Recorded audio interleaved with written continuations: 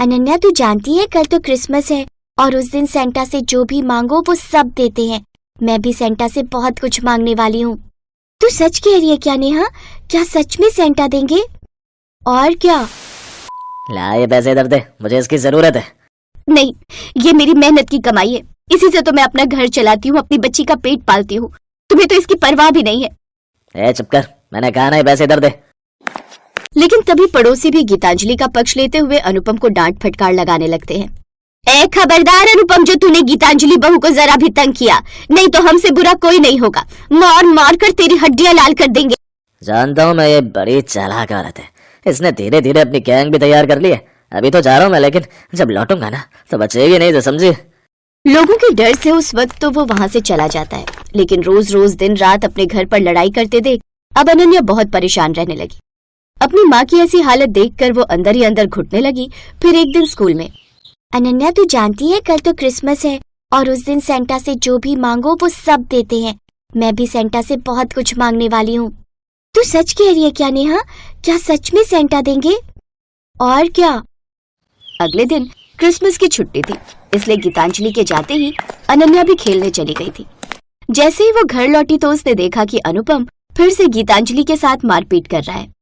ये सब फिर से देखकर वो घबरा गई और परेशान हो गई और जंगल में एक पेड़ के पास रोने लगी। पता नहीं पापा पहले जैसे कब होंगे। पहले वो मुझे कितना प्यार करते थे, लेकिन अब तो बिल्कुल भी नहीं। ये नेहा और मधु भी झूठ बोलती है। सेंटा जैसी कोई चीज नहीं होती, सब बेवकूफ बनाते हैं। वो ये कह रही थी कि तभी वहाँ पर लाल कपड़े पहने सेंटा आ जाते हैं। हेलो माय चाइल्ड, तुम रो क्यों रही हो? आज मैं धरती लोक पर सब बच्चों को गिफ्ट देने आया हूँ। बोलो तुम्हें क्या चाहिए? हाँ, तुम सचमुच में गिफ्ट देते हो?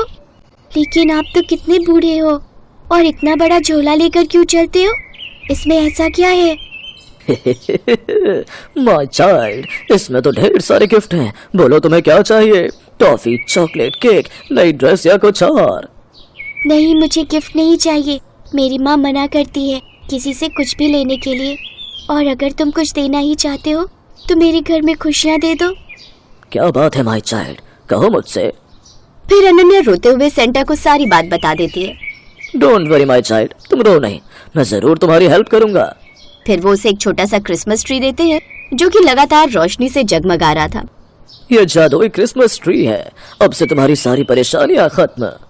थैंक यू सेंटा अंकल, आपका बहुत बहुत शुक्रिया। ऐसा कहकर सेंटा वहाँ से गायब हो जाते हैं और क्रिसमस ट्री लेकर अनन्या घर पहुँचती है और घर पहुँचकर वो सारी बात घर पर बताती है। बेकार की बातें मत कर अनन्या, ऐसा कुछ नहीं होता। नहीं माँ, सच कह रही हूँ मैं। अगर आपको यकीन नहीं होता तो अभी देखिए। ए जादुई क्रिसमस ट्री, मेरी माँ के लिए ढेर सारी नई साड़ियाँ ला दो। उसके इतना कहते ही वहाँ पर साड़ियों का ढेर लग जाता है। ये चमत्कार देखकर गीतांजलि भी हैरान हो जाती है। इतनी सारी साड़ियाँ तो इतनी उम्र में भी आज तक मेरे पास नहीं थी। ये तो सचमुच जादुई लगता है रे। तू एक काम कर, इससे अपने घर की सुख शांति मांग। इससे मांग कि आज के बाद तुम्हारे पापा कभी भी इस दारू को हाथ न लगाए और वो पहले की तरह हमारे साथ प्यार मोहब्बत से रहे। वो कभी भी मुझ पर हाथ न उठाए। ए जादुई क्रिसमस ट्री, मेरे पापा को इस नशे की आदत से सदा के लिए मुक्त कर दे और मेरे पापा को पहले जैसा बना दे। उनके इतना कहते ही उस पेड़ से एक जादुई रोशनी निकलती है और वो रोशनी जैसे ही अनुपम पर पड़ती है तो अनुपम ठीक हो जाता है और वो गीतांजलि से माफी मांगता है। नशे की हालत में मैंने तुम्हारे साथ कितना बुरा व्यवहार किया, मैं बहुत शर्मिंदा हूँ। आज से मैं शराब को कभी हाथ नहीं लगाऊंगा। मैंने अपनी बच्ची के बारे में भी नहीं सोचा और इस शराब के चक्कर में पड़ गया। तुम दोनों मुझे माफ कर दो। ये देख दोनों बहुत खुश होते हैं। इसका मतलब ये जादुई क्रिसमस ट्री सच में कमाल कर गया। इसके बाद अनन्या क्रिसमस ट्री से एक केक मांगती है। फिर वो अपना क्रिसमस खूब अच्छी तरह से मनाते हैं। फिर कुछ दिन बाद वो उस जादुई क्रिसमस ट्री की वजह से अपना एक होटल खोल लेते हैं, जिससे उन्हें खूब कमाई होती है और अब उनकी सारी गरीबी दूर हो जाती है और अब वो सब एक साथ खुशी खुशी रहते हैं।